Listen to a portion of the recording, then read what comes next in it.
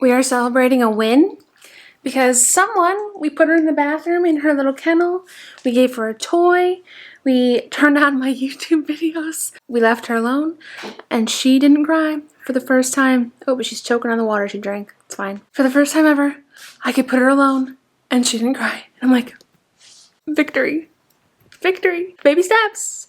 So I got my room cleaned. I had my upstairs bathroom cleaned. Was able to take out the trash. Do other things that she needs to be distracted for. And it was perfect. It was perfect. We are the fortunate ones, all us daughters and sons, everyone still here, and that's... Someone is very sleepy. She's been sleeping for hours. Hours. Why are you so sleepy? You played too much today? Oh. Hi friends. So it's 8:30 in the morning. You can't tell by those eye bags. I woke up early today at like 7:45. So I did my morning routine and then we got up and now it's 8:30. Now it's coffee time. I have my Patreon brunch hour today at noon, so that is going to be happening. It's where we just meet up and chat about random stuff for an hour. So I remembered it last night actually. I'm like, oh, that is today. And usually I don't have a hard time of remembering, but sometimes. Do I have any fun mail coming today? No. I also have some client work to do. It's very short, so I'm gonna probably knock that out and move on to the next thing of the day. I got a new whisk. It's fancy. It's got the button at the top this time. Whoa. There's a lot more high tech than my last one, to be honest. Okay. Let's get to work.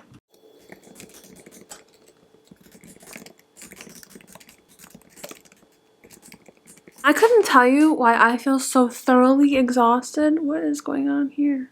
I am so tired. I had a cup of coffee at 3:30. What is going on here? Cup of coffee at 3:30. Why am I so tired? No, you know, I do know why. I had sugar cookies and I'm crashing. So we're gonna make a third cup of coffee. I have to because it's 6:50 and I have client work I have to work on. So I need the energy. Also, I got a second shelf because, like, obviously this is pretty maxed. But my K-pop photo Christmas tree, it's obscured now. What do we do, kid? She had a grand time playing at Grandma's. I'm sure she will sleep. She slept the entire way home. The second I sit down on the couch and start my client work, she is going to be right there, knocked out. I'm sure of it. She ran fetch a ton outside. She played with the doggies inside. She was just having a ball. I think maybe somebody did find some energy. She just found her chicken. Chicken. Just a girl and her chicken. I think it's adorable when dogs have a toy that is like just their like toy that they love. Like Giselle and Maya, I don't think they really have a toy that they love. Then again, it's been 12 years since we got Giselle, so whatever toy she had in the beginning is long gone now. Oh, it's just so heavy.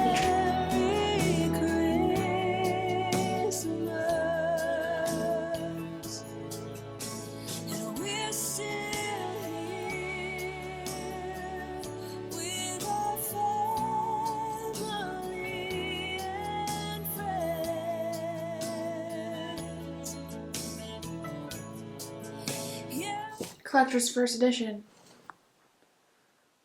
It's a good thing you're cute. And I should have known she'd chew it. Of course, puppies chew things. I just didn't even think about it. So I finally just finished the K-drama for the first time in like for a long time. Moon in the Day, the ending did not hit. I personally am not a fan of endings where like, not a fan of this kind of ending. If you've seen it, and her wig is terrible as well. I don't know. I feel like it's just not my cup of tea. And it was just really disappointing because it was super good like throughout. So this was a 3-harder for me. Technically a happy ending, but not a happy ending for our characters, like consistent, like in the end of, it's like multiple lives. And like the life that they loved each other was not a happy ending for them. So I don't love that. But anyway, I haven't finished a K-drama in like forever. What was the last one I watched? I watched a movie with my cousin, but before that, Tale of Nokdu was forever ago. Duna was forever ago. My Lovely Boxer was forever ago. So I finally finished one. Next, we need to finish My Dearest. I'm on episode 20. I have the other half of episode 20, and then 21. But right now you're dying, so I need to plug you in, and then we'll talk more.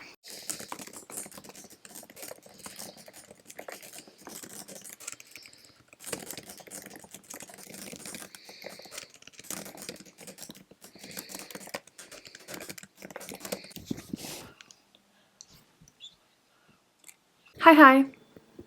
Cute.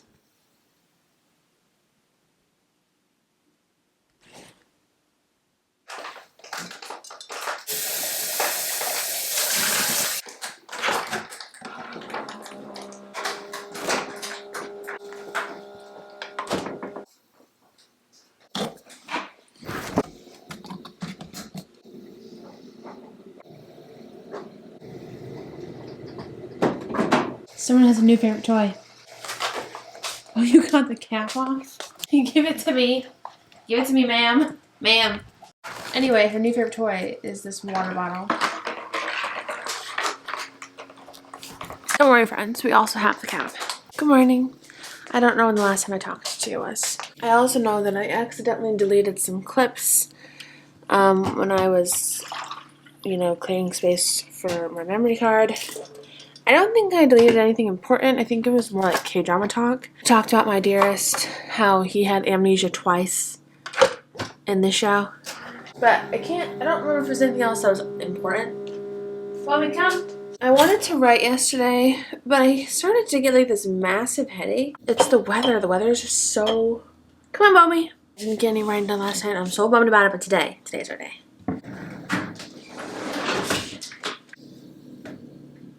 A potty treat.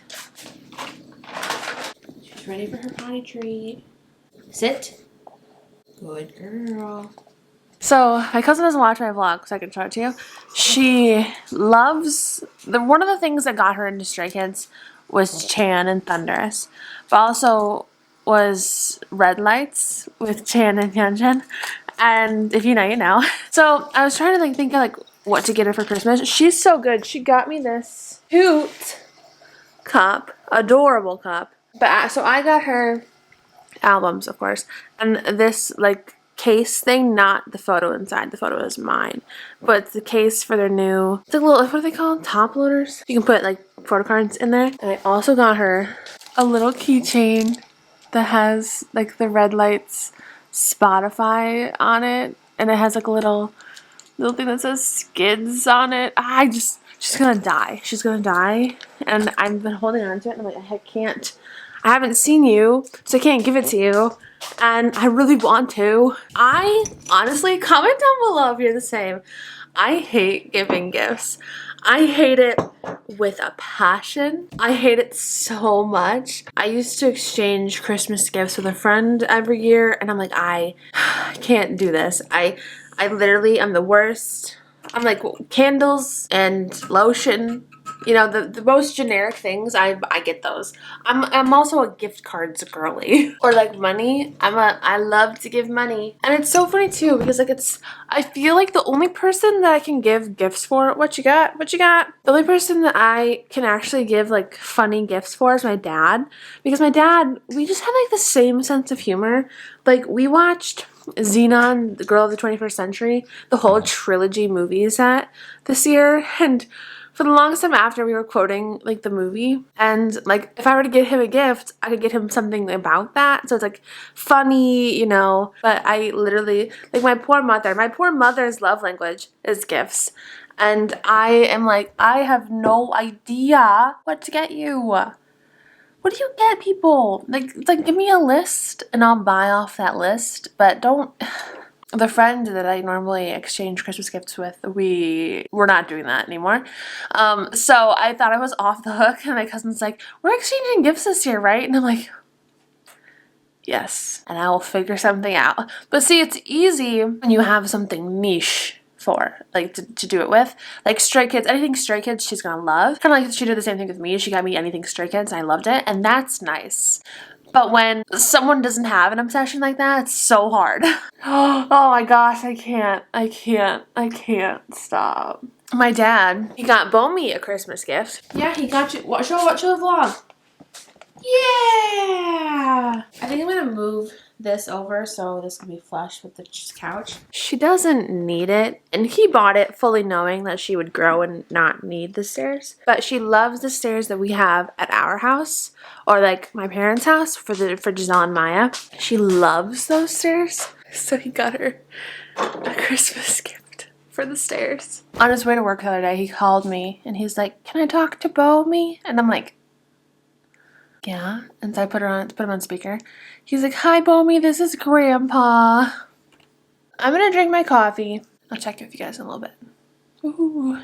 So I think I remembered what I wanted to talk to you guys about. So in this vlog, I'm gonna make sure it was in this vlog. I talked about how I am going to be focusing on my Christmas book from here on out for the rest of December. And also, my eyes are tearing up. I don't know why. I think it's because I was staring at the screen and then like silent for the whole morning, and now that I'm talking, like my like sinuses are like meh. So we look like we're tearing up, but we are fine. So earlier in this vlog, I talked about the Christmas the Christmas book that I was gonna film.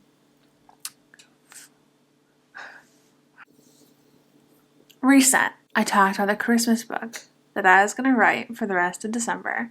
And put Madison's book on hold. And so in the previous vlog, I was struggling very much with Madison's book to the point that I was very upset.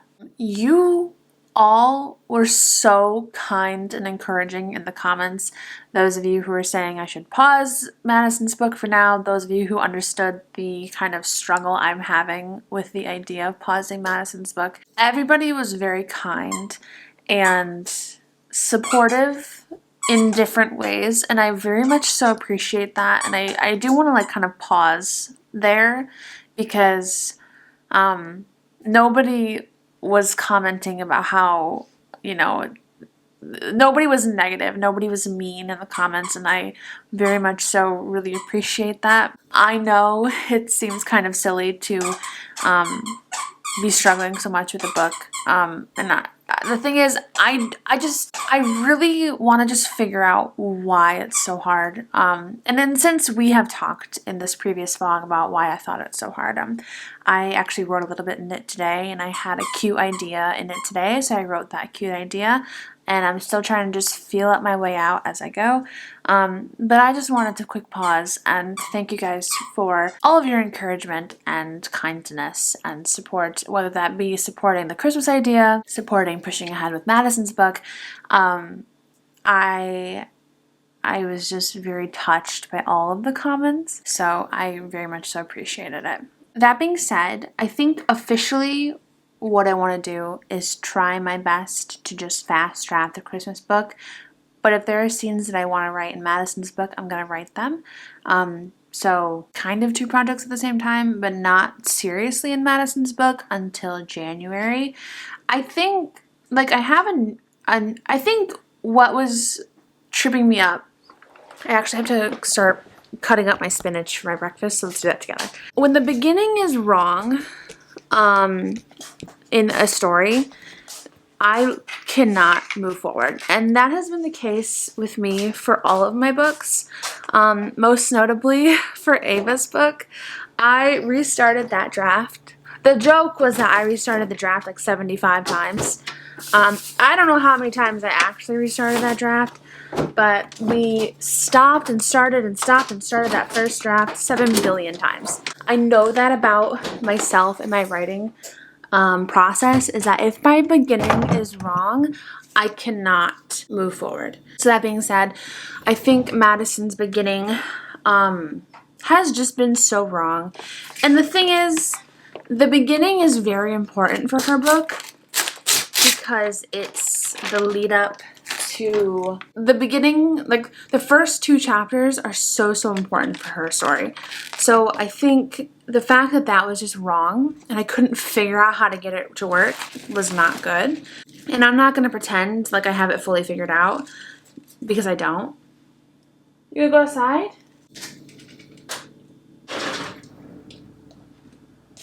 Like I said, I'm not going to pretend like, oh, I have the beginning fully figured out now. I don't. I just have an idea of, you know, how to make her more relatable. The thing with the beginning is that the motivations of a few characters are like so important for the whole lead up of the story, and it was very hard to figure out. I don't know if I filmed it for the vlog.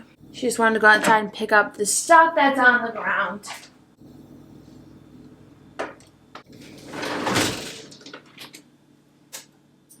I didn't think she had to. Now, my happiness and my mental productivity, my mental health, is not worth, you know, forcing myself to write a book that I don't enjoy.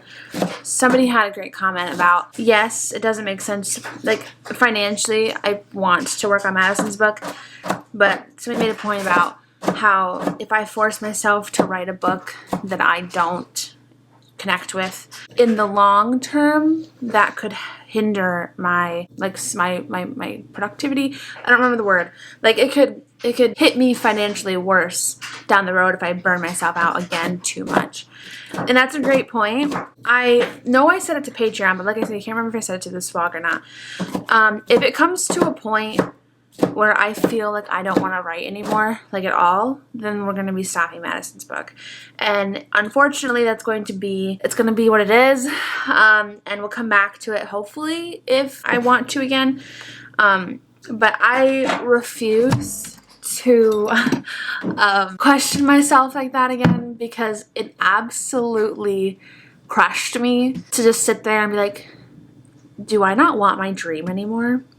You know, and that's a heartbreaking thing, especially because I do still want my dream. Oh, it's right here. I loved when I switched projects. I'm like, oh yes, I do love writing. That's right. So it was just this project that sort of had me like in a terrible headspace. And so right now, currently, I am not feeling that way anymore. But if it comes to a point where we feel that way again, we will stop. And I completely understand there will be people who will be disappointed with that decision. People who are looking forward to Madison's book. I'm pushing so hard with this book too. My mom was like, why haven't you stopped it already? I'm really hoping for that.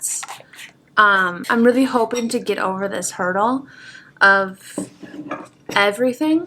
I'm really hoping that the next time I start it, it'll be like, oh, it'll click. Because, too, think about it, how great would that story be? Like, when I'm publishing it, and I can be like, oh, this book was the book from hell, and, you know, I can be like, oh, the beginning was terrible, but we learned to have fun and love it during the process, you know? I don't want to give up, because I have this feeling that it can work. I love the idea behind it. I love the angst that I have planned, and I love the idea of the downfall of the top tier. But I think it's just that connecting spot that I just wasn't getting right. And like we said, there's a lot of elements that have to go into this book subplot-wise. And so it's a lot more than what I've done in the past. And I think that was just overwhelming as well. So yes, I did just want to talk about that. The hope, I went to the store yesterday and I didn't get bread. I didn't realize I was just low on bread. Obviously the hope is to find my love in this story and figure out how to connect with Madison. I genuinely feel like we'll get there. It's just taking a little longer than normal.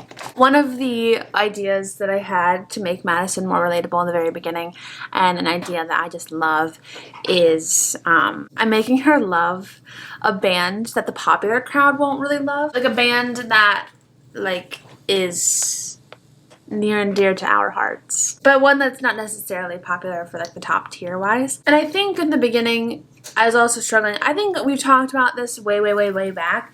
I was struggling with insta love with the two main leads in the beginning, and now I have that figured out, and I hadn't for the longest time, and so I think that's also helping because I don't like insta love.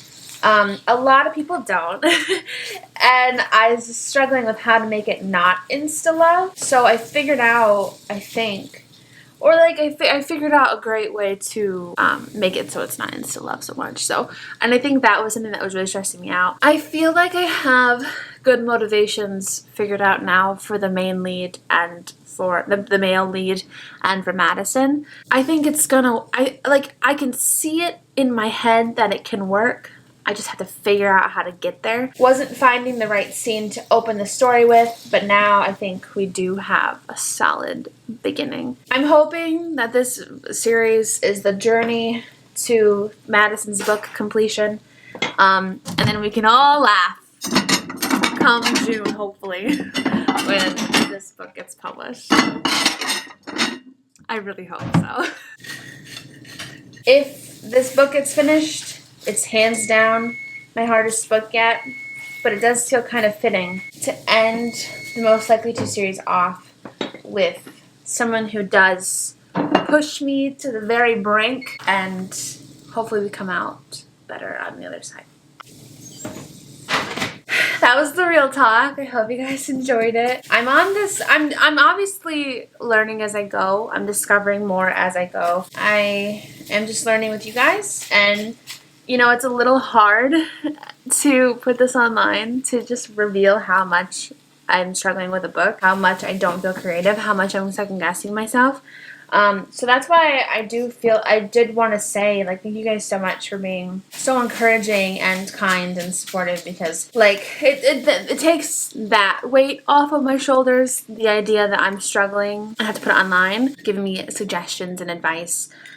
It truly does mean so much. Well, I'm going to eat my breakfast. It's 11:54, so technically this is lunch. I'm going to eat, and then we're going to see how Little Miss does, because then we might be able to get to writing. So, yay!